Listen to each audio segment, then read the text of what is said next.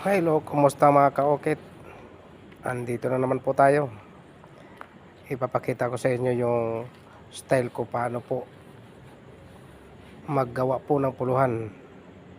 Una guys, pinuputasan po yung kahoy para hindi po mahirap ipasok yung kutsilyo po na maliit.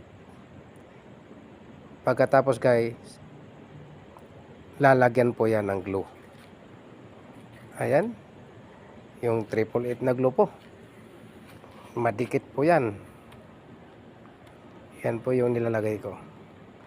Lalagyan po ng kusot yan sa loob. Tapos lalagyan po ng glue para siksik po yung loob niyan. Ayun. Hindi ko na pinakita guys sa inyo yung paglagay ng kusot. At least simple lang naman po yan. Kayang-kaya nyo po yan gayahin. Ayan. Lagyan ng glue. Hanggang sa mapuno po yung butas. Ayan. Yan yung isa. Yung isa niyan guys, hindi ko na masyado na ipakita kasi ayaw na ibigay ng mayari. Baka daw bawiin ko. Kaya isa na lang ang naipakita ko dyan. Ayan.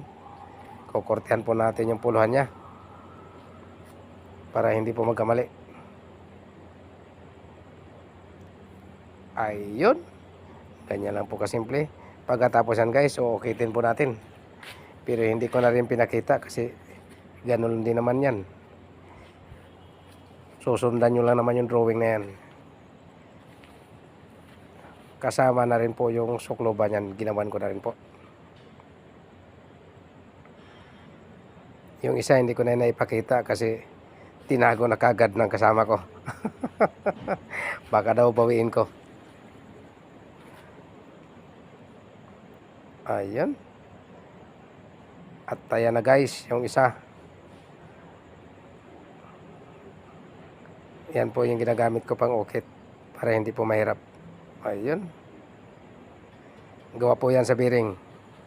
Kaya super talas po yan. Pwede pang hiwa ng kamatis at kung ano-ano pa.